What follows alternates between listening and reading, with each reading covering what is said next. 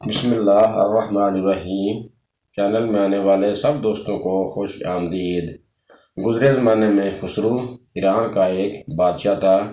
اس کی عادت تھی کہ بیس بدل کر شہر کا رخ کرتا تاکہ رعایا کے اچھے اور برے حالات سے باخبر رہے۔ ایک دن وہ اپنے وزیر کے ساتھ شہر کے دورے پر نکلا اور ایک چھوٹی سی گلی میں مکان کو دیکھنے لگا کہ غریب کس طرح اپنی زندگی گزر بسر کرتے ہیں۔ اسے وہاں عورتوں کے بولنے کی آواز آئی۔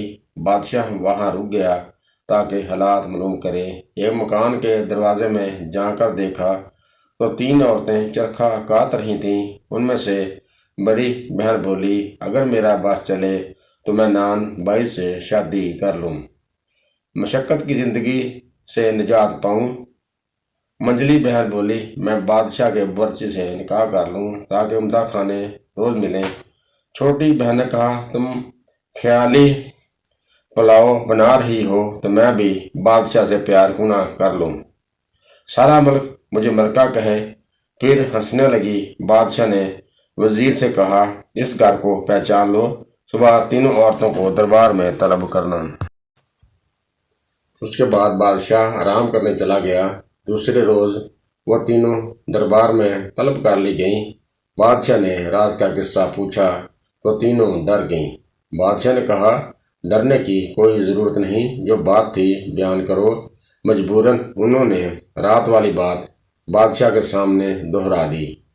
بادشاہ نے اس وقت بڑی اور درمیانی بہن کی شادی نان بائی اور باورچی سے کروا دی اور چھوٹی کو اپنی ملکہ بنا لیا۔ چند دن بعد دونوں بڑی بہنیں چھوٹی سے حسد کرنے لگیں اور سوچنے لگیں اسے کس طرح بادشاہ کی نظروں میں ذلیل کرے۔ اللہ کی قدرت سے اس وقت ملکہ ماں بننے کے سار ملنے لگے۔ دونوں بہنیں اس کو مبارکباد دینے آئیں۔ چھوٹی بہن جو ان کے فریب سے ناواقف تھی، بڑی محبت سے پیش آئی۔ باتوں باتوں میں ولادت کے قریب ان دونوں بہنوں کو بلانے کا ارادہ کیا۔ وہ راضی ہو گئیں اور انہوں نے پکا ارادہ کر لیا، جب بچہ پیدا ہوگا تو اس کا بچہ غائب کر کے بلی کا بچہ اس کی گود میں ڈال دیں گی اور مشہور کر دیں گی کہ بلی کا بچہ پیدا ہوا ہے۔ اس طرح بادشاہ اسے قتل کروا دے گا یا گھر سے نکال دے گا۔ جب ولادت کا وقت آیا تو اس نے اپنی بہنوں کو بلانے کی بادشاہ سے اجازت طلب کی اور ان کو اپنے پاس بلوا لیا۔ ان دونوں بہنوں نے بلی کا انتظام کروا لیا۔ ملکہ کے ہاں ایک پیارا سا بیٹا پیدا ہوا۔ حاسد بہنوں نے بچے کو ٹوکری میں بند کر کے اسے نہر میں بہا دیا اور ملکہ کی گود میں بلی کا بچہ رکھ دیا اور سارے محل میں مشہور کروا دیا کہ بلی کا بچہ پیدا ہوا ہے۔ بادشاہ کو یہ سن کر بہت غصہ آیا۔ اس نے ملکہ کو قتل کروانا چاہا لیکن دانا وزیر نے روکا۔ صبر کیجیے، مجھے اس میں کوئی راز معلوم ہوتا ہے۔ ملکہ کا اس میں کیا قصور؟ جو قدرت نے پیٹ میں بنا دیا وہی پیدا ہو گیا۔ ٹوکری نہر میں بہتی جا رہی تھی کہ بادشاہ کے مالی کی نظر پڑی۔ اس نے نکال کر دیکھا تو ایک بچہ تھا۔ مالی کے گھر کوئی اولاد نہ تھی۔ وہ خوشی خوشی گھر آیا اور بچہ اپنی بیوی کے حوالے کیا۔ مالی کی بیوی نے اپنے ہی بچے کی طرح اسے پالنا شروع کر دیا۔ مالی نے اس کا ذکر کسی سے نہیں کیا۔ ممکن ہے کوئی شاہی راز ہو۔ بچہ 1 سال تک پلتا رہا۔ دوسرے سال ملکہ کے ہاں پھر بچہ پیدا ہوا۔ بد نصیب ملکہ نے اس مرتبہ بھی اپنی بہنوں کو بلوایا۔ اب انہوں نے کتے کا مردہ بچہ اس کی گود میں ڈال کر مشہور کر دیا کہ مردہ کتے کا بچہ پیدا ہوا ہے اور اصلی بچہ ٹوکری میں ڈال کر نہر میں بہا دیا۔ اتفاق سے اسے بھی مالی نے پکڑا اور اپنے گھر میں پرورش کرنے لگا۔ تیسرے سال ملکہ کے ہاں لڑکی پیدا ہوئی لیکن حاسد بہنوں نے اسے بھی مردہ چوہیا مشہور کر دیا اور لڑکی کو بھی بہا دیا۔ وہ لڑکی بھی مالی کے ہاتھ لگ گئی، اسے بھی مالی نے رکھ لیا۔ بادشاہ نے تنگ ہو کر ملکہ کو لوہے کے پنجرے میں بند کروا کر ایک مسجد کے باہر رکھوا دیا۔ تاکہ ہر آنے والا اس کے منہ پر تھوکے، جو انکار کرے اس کو قتل کر دیا جائے۔ لوگن مجبوراً تھوکتے اور بادشاہ کے ظلم کو برا سمجھتے۔ مالی نے تینوں بچوں کی تربیت شہزادوں کی طرح کروائی۔ لڑکی بھی بڑی ہوتی رہی۔ بڑے لڑکے کا نام مالی نے 52، چھوٹے بھائی کا نام پرویز اور لڑکی کا نام پریزاد رکھا۔ مالی کی بیوی مر گئی۔ بچوں کو بہت دکھ ہوا۔ بچے بڑے ہو گئے۔ مالی بھی پیسے والا تھا۔ اس نے بادشاہ سے اجازت لے کر ایک محل تعمیر کروایا اور بہت بڑا باغ بنوایا جس میں ایک چڑیا خانہ بھی تھا۔ وہ تینوں بچوں کے ساتھ اس میں رہنے لگا۔ تھوڑے دنوں بعد مالی بھی مر گیا۔ بچے پریشان ہو گئے۔ دونوں بھائی شکار کے لیے جاتے تھے۔ پریزاد باغ میں دل بہلاتی۔ ملکہ کی حاسد بہنوں نے مشورہ کیا کہ ملکہ کا خوب انتظام ہو گیا ہے، لیکن ممکن ہے بچوں کا راز کھل جائے، لہذا ان کو یہاں سے چلتا کرو۔ انہوں نے ایک بڑھیا سے مشورہ کیا۔ اس نے کہا، میں ان کا بندوبست کروں گی۔ ایک روز دونوں بھائی شکار کے لیے گئے۔ بڑھیا ان کے گھر آئی۔ پریزاد سے اجازت لے کر نماز پڑھنے لگی۔ پریزاد نے اس کو کھانا کھلا کر باغ دکھانے لے گئی۔ مکار بڑھیا کہنے لگی، یوں تو ہر چیز موجود ہے مگر 3 چیزوں کی کمی ہے۔ پریزاد نے کہا، وہ کیا؟ بڑھیا نے کہا، ان کا ملنا ذرا مشکل ہے۔ پریزاد نے کہا، تم بتاؤ تو صحیح۔ اس نے کہا، ان میں سے ایک بولتی چڑیا، گاتا ہوا درخت اور سنہرے چشمے کا پانی کی قصر ہے۔ وہ بھی آ جائیں تو باغ جنت کا نمونہ پیش کرے گا۔ پریزاد نے پوچھا، یہ چیزیں کہاں سے ملتی ہیں؟ بڑھیا نے کہا، یہاں سے 20 میل دور ہندوستان کی سرحد پر جو آدمی ملے گا وہ راستہ بتا سکتا۔ بڑھیا شوق کی آگ بھڑکا کر فوراً رفو چکر ہو گئی، لیکن پریزاد گہری سوچ میں پڑ گئی۔ شام کو جب دونوں بھائی گھر واپس آئے تو بہن کو فکر مند پایا۔ وجہ پوچھی تو اس نے صورتحال بیان کی۔ 52 نے کہا، تم پریشان نہ ہو، میں جاؤں گا اور یہ چیزیں لے کر آؤں گا۔ اگلے دن 52 سفر کے لیے تیار ہوا اور بہن کو ایک خنجر نکال کر دیا۔ یہ میری نشانی ہے، جب تک یہ ساتھ ہے سمجھنا میں خیریت سے ہوں، جب یہ میلا ہو گیا تو سمجھ جانا کہ میں کسی مصیبت میں ہوں، اگر خون آلودہ ہو جائے سمجھ جانا کہ میں اس دنیا میں نہیں رہا۔ اس کے بعد بھائی بہن سے رخصت ہو کر 20 روز تک اسی راستے پر چلتا رہا جو بڑھیا نے بتایا تھا۔ 21 روز بعد اسے ہندوستان کی سرحد پر ایک کٹیا نظر آئی۔ سیدھا وہاں گیا تو ایک فقیر وہاں موجود تھا جس کا چہرہ بالوں میں چھپا ہوا تھا۔ 52 نے کینچی نکال کر فقیر کا خط بنایا، پھر ادب سے سلام کیا۔ فقیر خوش ہوا اور پھر کہنے لگا، یہاں کیسے آنا ہوا؟ 52 نے اپنا قصہ بیان کیا۔ فقیر نے سرد آہ بھر کر کہا، بیٹا، مجھے راستہ تو معلوم ہے لیکن وہاں خطرات بہت ہیں، کیونکہ تم نے میری خدمت کی ہے، میں تمہیں اس کام سے منع کرتا ہوں۔ 52 نے اصرار کیا تو اس نے ایک گیند نکالی اور کہا، اس کو زمین پر ڈال دو اور خود اس کے پیچھے روانہ ہو جاؤ۔ جہاں یہ گیند رک جائے تم بھی گھوڑے سے اتر جانا، سامنے ایک پہاڑ ہوگا، تم اس پہاڑ پر چڑھ جانا۔ اس پر تمہیں عجیب و غریب آوازیں آئیں گی لیکن کوئی نظر نہ آئے گا۔ تم ہمت سے کام لینا، اگر تم نے پیچھے مڑ کر دیکھا تو پتھر کے ہو جاؤ گے، اور آگے چلے گئے تو تمہاری مطلوبہ چیزیں موجود ہوں گی۔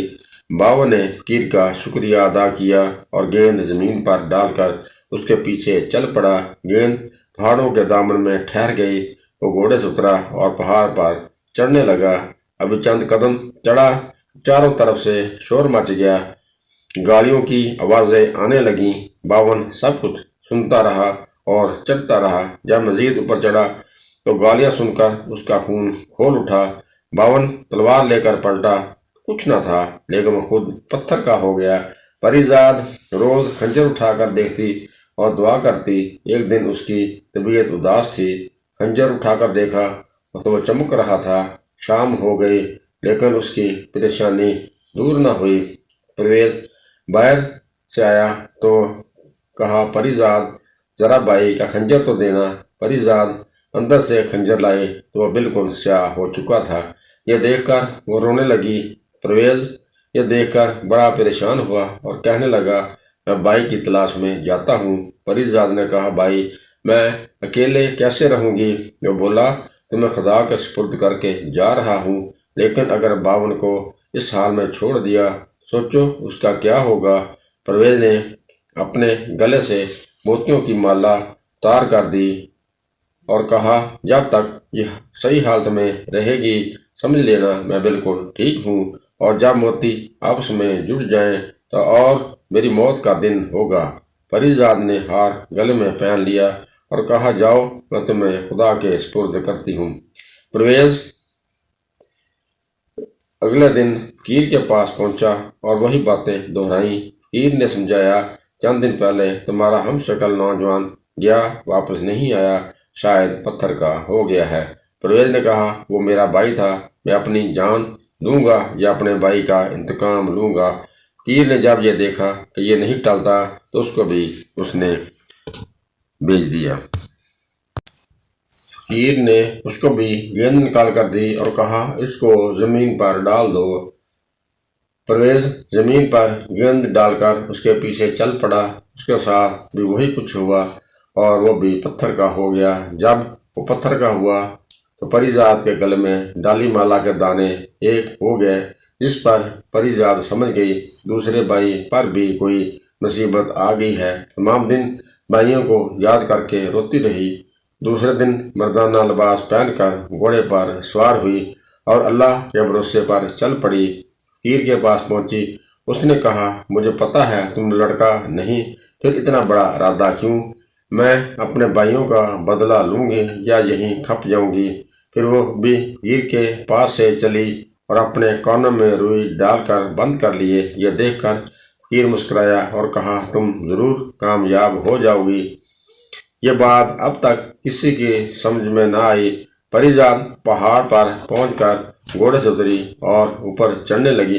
ہر طرف سے آوازیں آنے لگیں، لیکن پری زاد کے کان بند تھے، اس لیے کچھ سنائی نہ دیا۔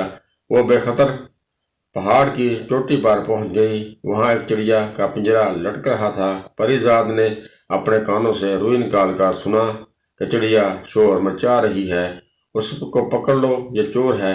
پری زاد نے اس کا پنجرا اتار لیا۔ چڑیا خاموش ہو گئی، کچھ دیر بعد بولی، میں اب آپ کی غلام ہوں۔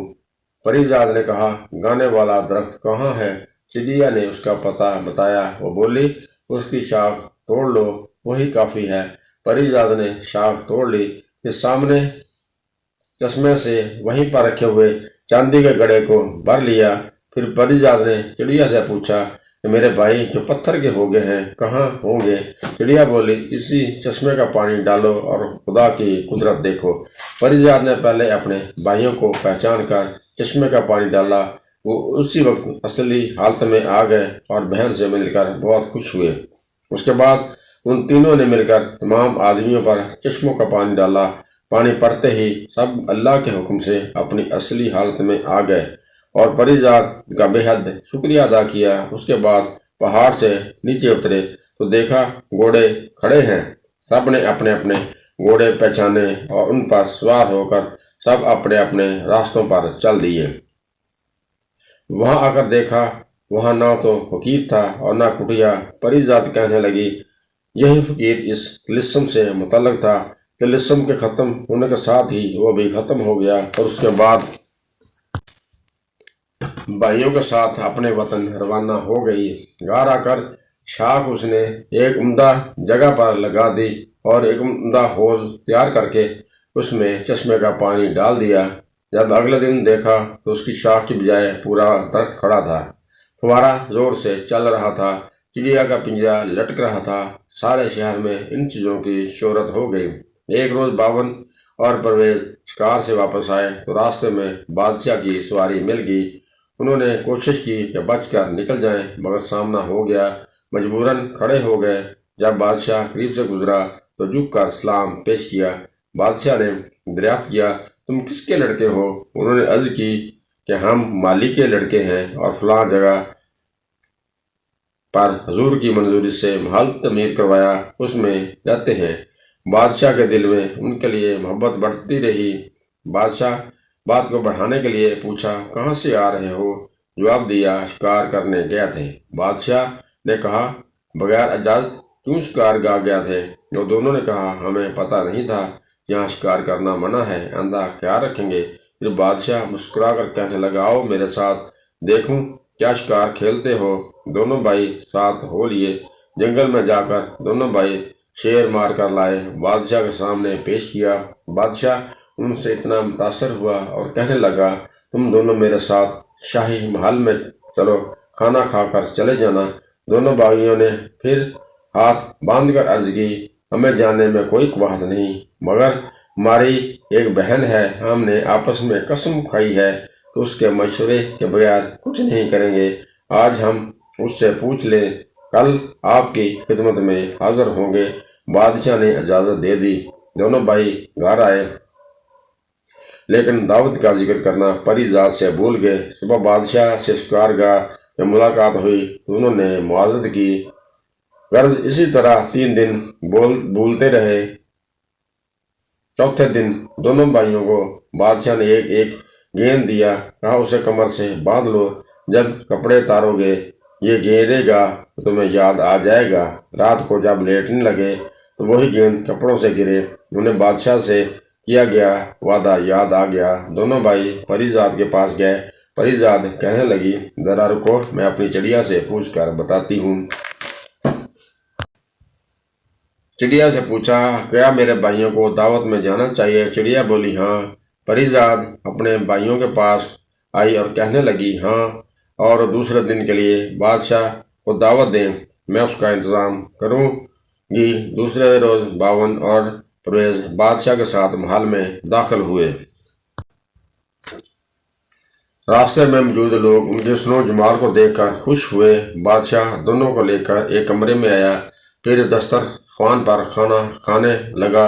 سب نے مل کر کھانا کھایا۔ محل سے جاتے ہوئے بادشاہ کو اپنے غریب خانے میں کھانے کی دعوت دی۔ بادشاہ نے جواب دیا، بچوں، میں ضرور تمہارے ہاں چلوں گا۔ دونوں بھائیوں نے گھر آ کر سارا قصہ اپنی بہن کو سنایا۔ دوسرے روز دونوں بھائی تو شکار کے لیے چلے گئے۔ پری ذات چڑیا کے پاس آئی اور کہنے لگی، بادشاہ کی ہمارے گھر دعوت ہے، کیا کھانا بنانا چاہیے؟ چڑیا نے پری ذات کو کہا، اپنے باورچیوں کو کہیں اچھا کھانا بنائیں، لیکن ایک رکاب موتیوں کی کھیر ضرور بنوانا۔ پری ذات نے کہا، اتنے موتی کہاں سے آئیں گے؟ چڑیا بولی، باغ میں فلاں درخت کے نیچے خزانہ ہے، جتنے موتی چاہیں لے لو۔ پری ذات نے خود جا کر کھودا تو وہاں بہت زیادہ خزانہ موجود تھا۔ اس نے ایک صندوقچی موتیوں کی نکالی اور باورچی کو بلا کر مختلف کھانے پکانے کا کہا۔ ادھر دونوں بھائی بادشاہ کے ساتھ شکار کھیلتے رہے اور رات کو بادشاہ کو اپنا کیا گیا وعدہ یاد دلوایا۔ بادشاہ تیار ہو گیا اور سیدھا ان کے گھر آیا، اور پری ذات نے اپنی کنیزوں کے ساتھ دروازے پر بادشاہ کا استقبال کیا۔ اس نے بیٹیوں کی طرح پری ذات کو پیار کیا۔ پھر وہ تینوں بادشاہ کو اپنے باغ دکھانے چلے۔ بادشاہ جب کھانا کھانے لگا تو موتیوں کی کھیر دیکھ کر حیران ہوا اور بولا، یہ کیسی کھیر ہے؟ بولا، موتی بھی کھائے جاتے ہیں؟ باون اور پرویز اور پری ذات خاموش ہو گئے، چڑیا کی طرف دیکھنے لگے۔ چڑیا نے بادشاہ کو مخاطب کرتے ہوئے کہا، آپ موتیوں کی کھیر دیکھ کر تو حیران ہوئے ہیں، لیکن میں آپ سے یہ پوچھتی ہوں، جب آپ کے ساتھیوں نے یہ کہا کہ ملکہ کے ہاں بھی کتے اور چوہیا پیدا ہوئی ہے، اس وقت آپ نے یہ نہ سوچا کہ انسان کے ہاں جانور کس طرح پیدا ہو سکتے ہیں؟ چڑیا کی بات سن کر بادشاہ حیران رہ گیا اور بولا، چڑیا، اگر تمہیں راز کی باتیں معلوم ہیں تو مجھے بتاؤ کہ معاملہ کیا ہے۔